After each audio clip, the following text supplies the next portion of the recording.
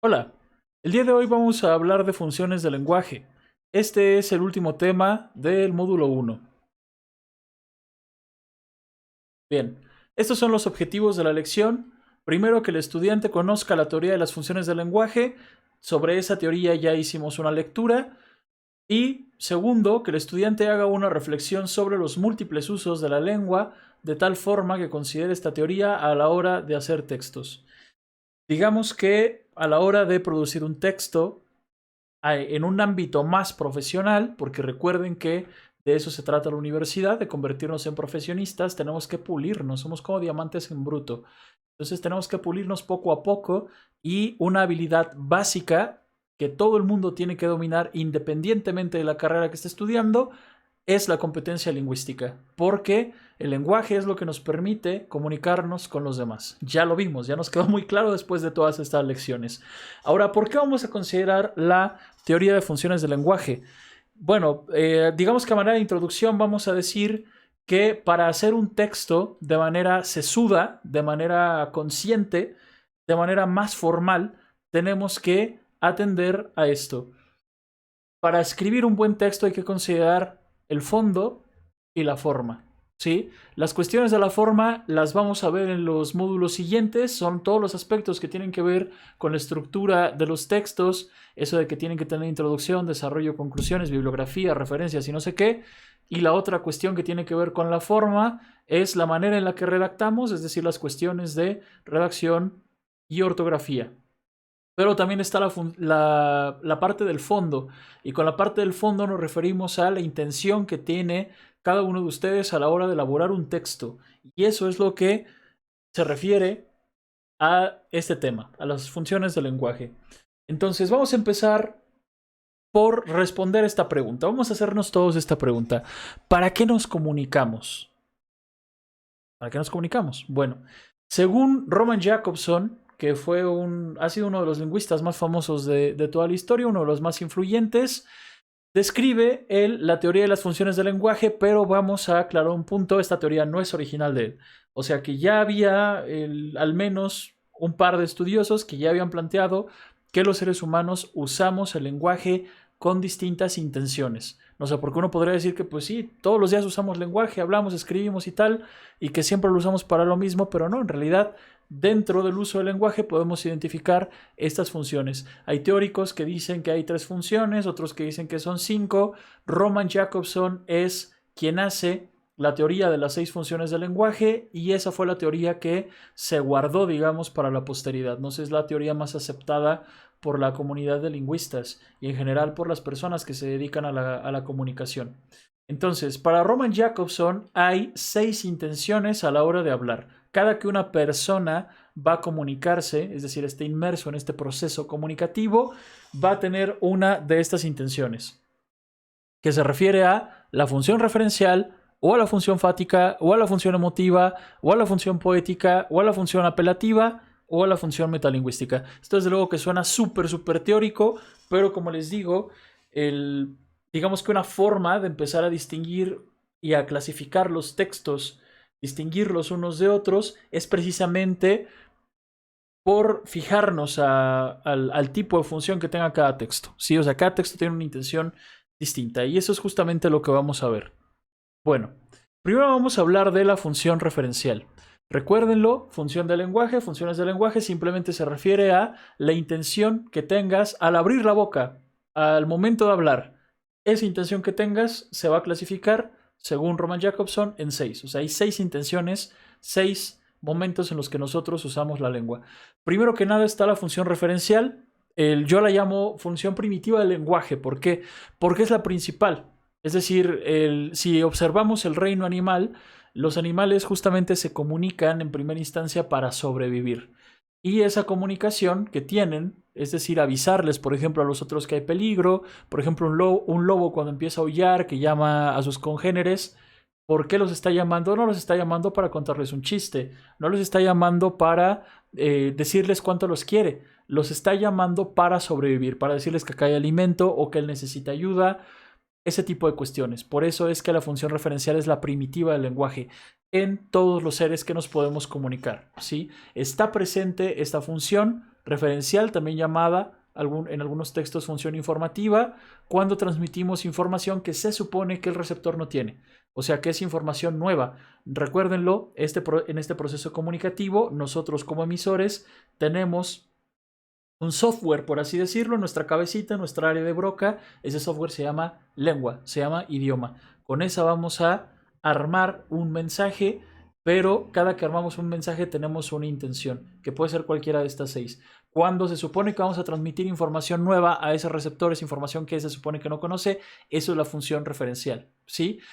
¿Dónde la podemos encontrar? Para empezar, esta se centra en el mensaje, ¿no? O sea, en el mensaje como tal, porque vamos a codificar información nueva. Por eso es que se dice que se centra en el contenido o mensaje que vamos a expresar.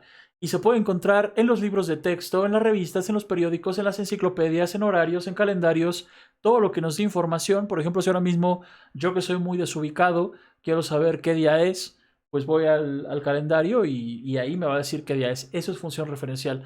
O si quiero enterarme de las noticias, me puedo meter a internet, buscar un sitio de noticias y ahí me voy a enterar de eso.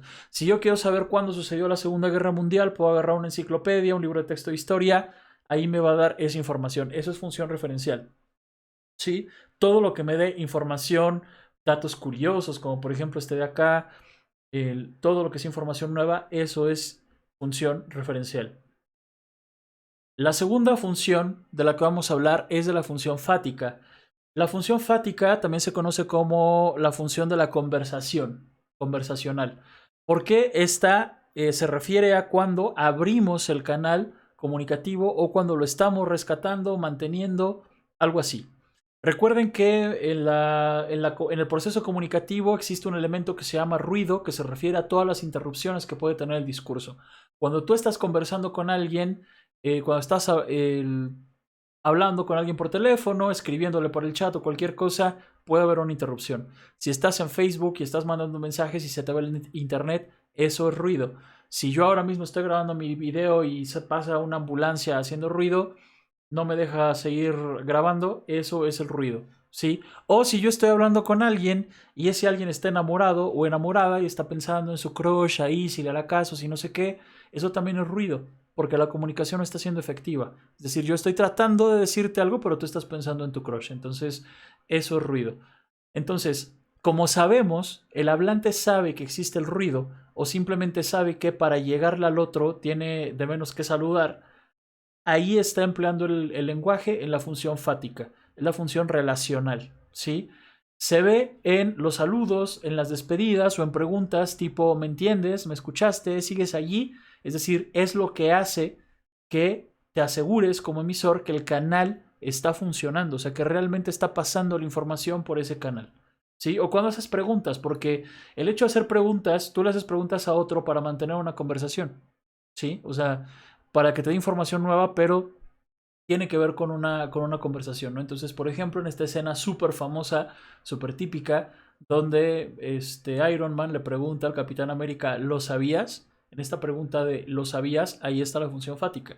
Porque esperas una respuesta. Lo mismo si yo te encuentro en la calle y te digo hola, espero que me respondas, que me digas hola, ¿no? Entonces, a eso se refiere función fática. Cuando yo quiero abrir una conversación, cuando quiero mantenerla, asegurarme de que está funcionando. Por ejemplo, ahora mismo, si le hablo por teléfono a alguien y como que empiezo a escuchar un poquito de ruido, que se corta y le digo, oye, ¿me escuchas?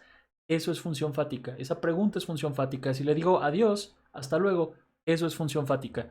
Iniciar, mantener o finalizar la conversación. Bien. La otra es la función apelativa. La función apelativa está presente en las órdenes o en las peticiones. Una de las cosas para las que se usa la lengua es para convencer a otros de que piensen igual que tú o de que hagan cosas por ti, ¿sí? Sea porque tú estás en una posición superior al otro, porque sea tu empleado, simplemente porque le quieras hacer una petición. Usamos la función apelativa cuando estamos dando órdenes, ¿sí? Predomina, por ejemplo, en los ensayos argumentativos. Si alguien todavía no sabe qué es un ensayo argumentativo o qué es un ensayo, es un texto en el que una persona va a dar una serie de razonamientos lógicos para convencer a alguien de X o Y cuestión, de X o Y tema. Eso es función apelativa. En los artículos de opinión que podemos encontrar en un periódico, Allí también está la función apelativa, porque esos artículos de opinión tienen la intención de convencer a los lectores de que pienses de determinada manera. También están las caricaturas políticas. Nadie hace una caricatura nada más para burlarse del otro. Hay una intención de convencerte, de hacerte reflexionar. En los anuncios publicitarios es el texto en el que por excelencia va a estar la función apelativa, porque la orden de todo texto publicitario siempre va a ser esto: compra, compra, contrata, ¿sí? Porque puede ser la adquisición de un bien o un servicio. También está la función apelativa en la propaganda política. Vota por el PAN, vota por el PRI. Eso es propaganda política y eso es función apelativa. Te están dando una orden, te están diciendo vota. ¿Sí? O sea, literalmente te están dando una orden.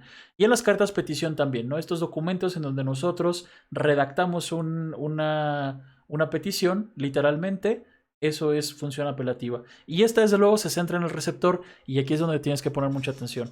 Porque justamente esta función es la que vamos a aplicar cuando tengamos la necesidad de escribir un texto para obtener algo a cambio o decir algo para obtener algo a cambio. O sea, por ejemplo, supongamos que tú tuviste un problema para llegar el día del examen y entonces quieres convencer al profesor o profesora de que te lo aplique. Necesitas recurrir a la función apelativa, es decir, necesitas configurar tu mensaje de tal suerte que el profesor se convence de que te tiene que aplicar el examen de manera extemporánea. Eso es función apelativa. Por eso se dice que se centra en el receptor. Porque tú ya sabes, por ejemplo, quién es el profesor, cómo le vas a llegar, cómo lo vas a convencer de que te aplique el examen. Porque habrá personas más flexibles que otras. Lo mismo pasa con los padres. ¿Quieres salir a una fiesta? ¿A quién le pides permiso primero? ¿A tu mamá o a tu papá? ¿O a los dos?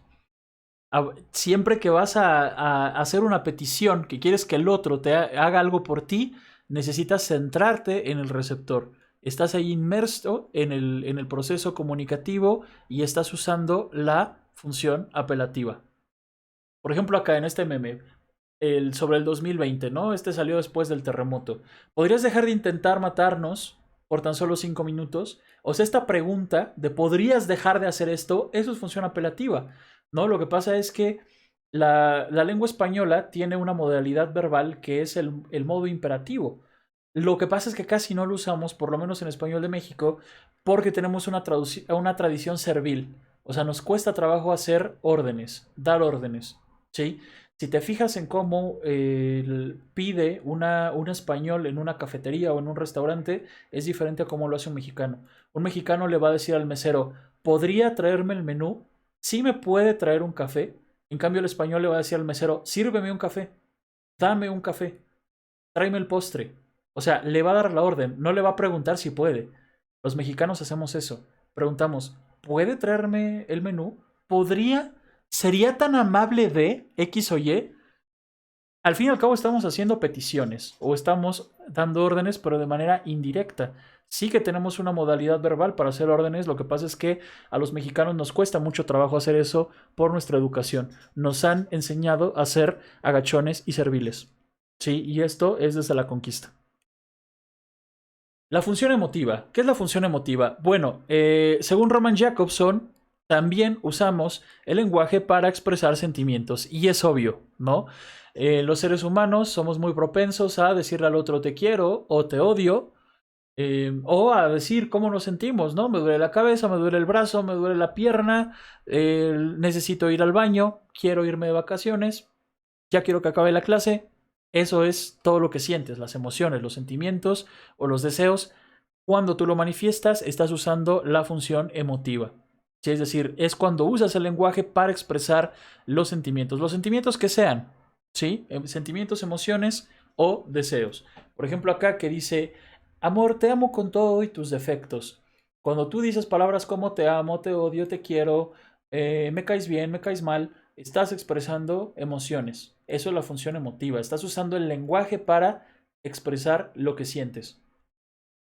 Ahora, está también la función poética. No confundir con la anterior. ¿Por qué digo no confundir con la anterior? Porque generalmente en los textos literarios, sobre todo en la poesía, está súper explícito el sentimiento. O sea, el arte en general es la expresión de sentimientos. Sin embargo, una cosa es la función emotiva y otra muy diferente es la función poética. La función poética no tiene que ver con los sentimientos, tiene que ver con la forma como tú configuras el mensaje. Es decir, hacerlo bonito o hacerlo feo. ¿Sí? Eso es función poética. ¿Cómo que hacerlo bonito o hacerlo feo? Si yo soy poeta, si yo soy escritor y quiero hacer un poema, sé que tengo que hacer mi mensaje con ciertas características. No sé qué le tengo que poner: rimas, ritmos, metáforas, figuras retóricas. Eso es la forma, no el fondo, no el fondo de la literatura, no el fondo de la poesía. Me refiero a cómo lo hago, cómo voy a configurar ese mensaje. Eso es función poética. ¿Y por qué digo que puede ser bello, puede ser feo? Porque también puede ser con fines tanto artísticos como lúdicos. Por ejemplo, los albures. Los albures también son función poética. Estás empleando la lengua en una modalidad que no es, digamos, la natural, porque la natural es expresar información nueva para sobrevivir, pero cuando tú estás albureando a alguien, estás utilizando la función poética, estás haciendo metáforas, estás haciendo sentido figurado. ¿Sí? Estás utilizando el lenguaje en sentido figurado. O cuando dices un refrán, los refranes generalmente tienen rima, los chistes también, a veces tienen juegos de palabras, todo eso es función poética. ¿Sí? Función poética está en las rimas, en el ritmo, en lo bello o feo que puede ser un mensaje, ¿sí? O sea que tiene todo que ver con la configuración del mensaje y nada que ver con los sentimientos. Los sentimientos son una cuestión de fondo. La poética es una cuestión de forma. Bien, ahora, también existe una sexta función del lenguaje que se conoce como función metalingüística, que se refiere a hablar de la lengua con la lengua. Esa sería la sexta, ¿no? ¿Cómo que hablar de la lengua con la lengua? Suena como redundante, pero es así. O sea, ahora mismo que yo estoy dando este taller sobre comunicación y expresión oral y escrita, estoy utilizando el lenguaje para hablar del lenguaje mismo. O sea, hay como unas vueltas que yo estoy dando, usando el lenguaje, hablando del lenguaje. Eso es la función metalingüística. Si tú necesitas saber qué significa la palabra referencial, o qué significa la palabra poesía, o qué significa la palabra jurisprudencia, necesitas ir a un diccionario, a hacer una consulta sobre la lengua. ¿Y quién te lo va a explicar? El diccionario, que de hecho es un tratado de lengua. O sea, es usar la lengua con la lengua. Esa es la función metalingüística. Es la sexta función, ¿sí?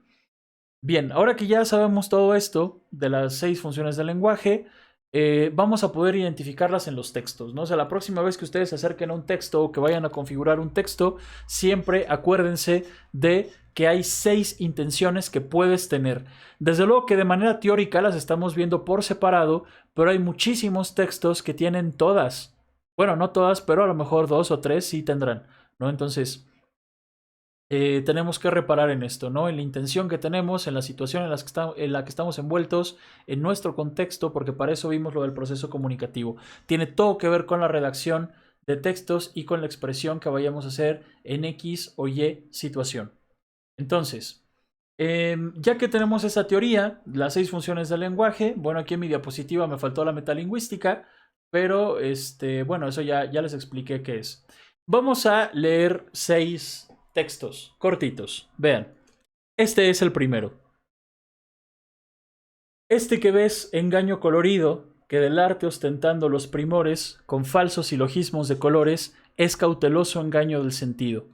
Este, en quien la lisonja ha pretendido excusar de los años los horrores y venciendo del tiempo los rigores, triunfar de la vejez y del olvido. Es un vano artificio del cuidado, es una flor al viento delicada, es un resguardo inútil para el hado, es una necia diligencia errada, es un afán caduco y bien mirado, es cadáver, es polvo, es sombra, es nada.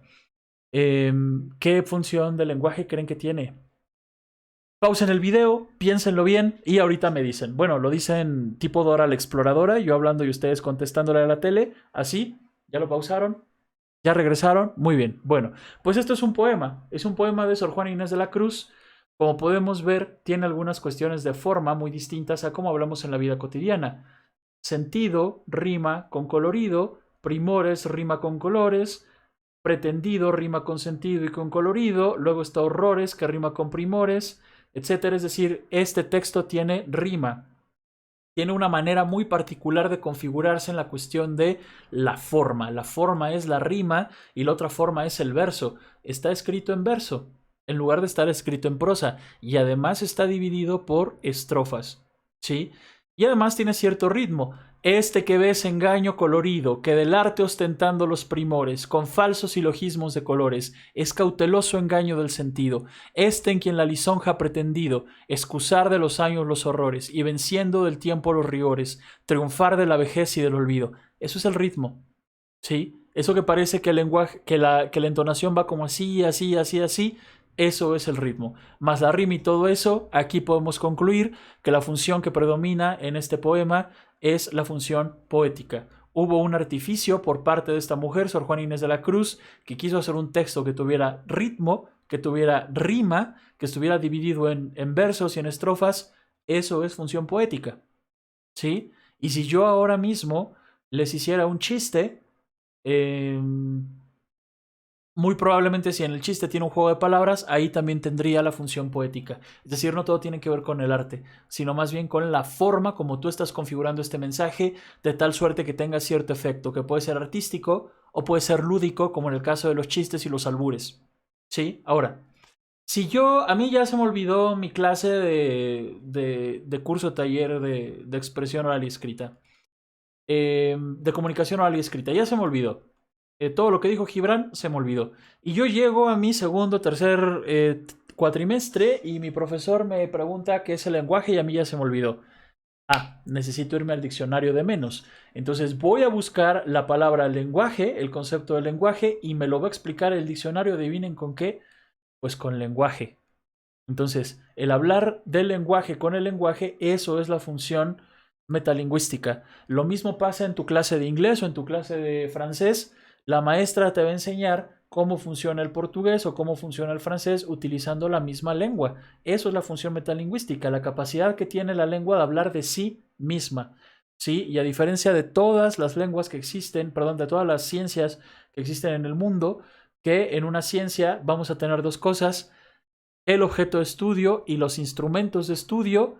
Por ejemplo, si yo fuera un biólogo y quiero, como biólogo, voy a estudiar a los seres vivos. Ese es mi objeto de estudio. Mi objeto de estudio son los seres vivos. Para poder estudiar una rana, ver qué tiene dentro, necesito hacerle una disección. Necesito un bisturí, necesito unas pinzas, necesito guantes, necesito microscopio, necesito frasquitos de muestra para sacarle los órganos, ponerlos allí. Esos son mis instrumentos de estudio para abordar mi objeto, que es la rana. La lingüística también es una ciencia y, a diferencia de todas las demás, su objeto de estudio es igual al instrumento de estudio.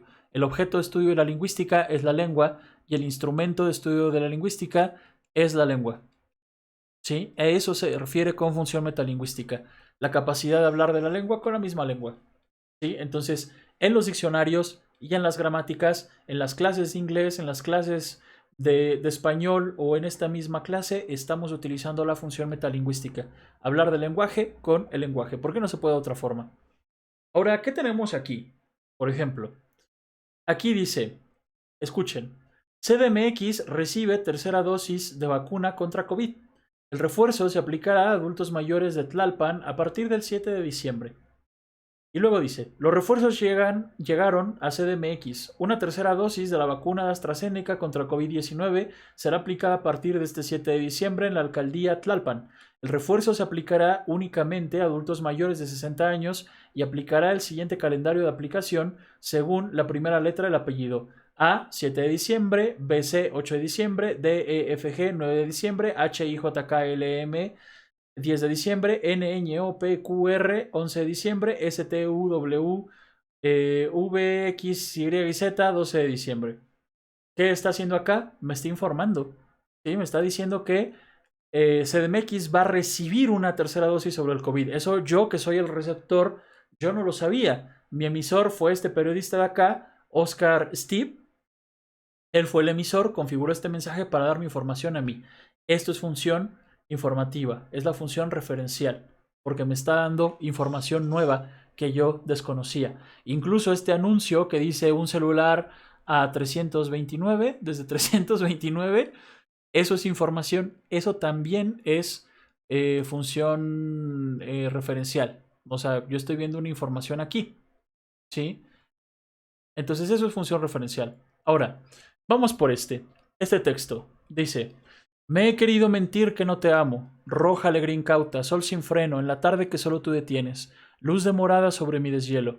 Por no apagar la brasa de tus labios con un amor que darte no merezco. Por no echar sobre el alba de tus hombros las horas que le restan a mi duelo. Pero cómo negarte mis espigas, si las alzabas con tan puro gesto. Cómo temer tus años si me dabas toda mi juventud en mi deseo. Quédate, amor adolescente, quédate. 10 golondrinas saltan de tus dedos. París cumple en tu rostro 15 años. Cómo brilla mi voz sobre tu pecho. Óyela hablarte de la luna, óyela cantando lánguida por los senderos. Sus palabras más nimias tienen forma, no la vergüenza ya decir te quiero. Me has untado de fósforo los brazos, no los tienen más fuertes los mancebos. Flores palúdicas en los estanques de mis ojos, el trópico en mis huesos. 100 lugares comunes, amor cándido, amoroso y porfiado amor primero. Vámonos por las rutas de tus venas y de mis venas. Vamos fingiendo que es la primera vez que estoy viviéndote. Por la carne también se llega al cielo. Hay pájaros que sueñan que son pájaros y se despiertan ángeles. Hay sueños de los que dos fantasmas se despiertan a la virginidad de nuestros cuerpos. Vámonos como siempre, Daphnis, Chloe, tiéndete bajo el pino más erecto. Una brisna de hierba entre los dientes. No te muevas así, fuera de tiempo. Si cerrara los ojos despertándome, me encontraría como siempre muerto. Ahora podrán decirme, pues eso es un poema. Sí, claro. Es un poema. Pero ¿cuál es la diferencia entre, ya no la forma, el fondo de este poema con el de Sor Juana? Por ejemplo, es que aquí se están expresando los sentimientos de manera muy explícita. Dice, me he querido mentir que no te amo. Y además el poema se llama Bus canta su amor. Bueno, Vos canta su amor. ¿Sí? Es de Gilbert Owen. Entonces, desde el título, Vos canta su amor, estamos viendo ya la función emotiva. Y cuando vemos el fondo, repito, no la forma, el fondo del poema, me he querido mentir que no te amo, eso es función emotiva. Y el título, Vos canta su amor, es función emotiva. Siempre que se expresen los sentimientos, estamos utilizando la función emotiva. Sentimientos, emociones, deseos, sensaciones, eso es función emotiva. Y es una de las tantas cosas para las que utilizamos nosotros el lenguaje. Ahora, ¿qué pasa con este? Vean, este es un típico comercial de Barbie. Y además este comercial tiene el eslogan, sé lo que tú quieras ser. Y después el comercial decía, sé una Barbie Girl. Ahora, ¿qué tenemos aquí? Lo que tenemos es una orden. Aunque parece muy sutil porque esto es un comercial para niñas eh, o para niños.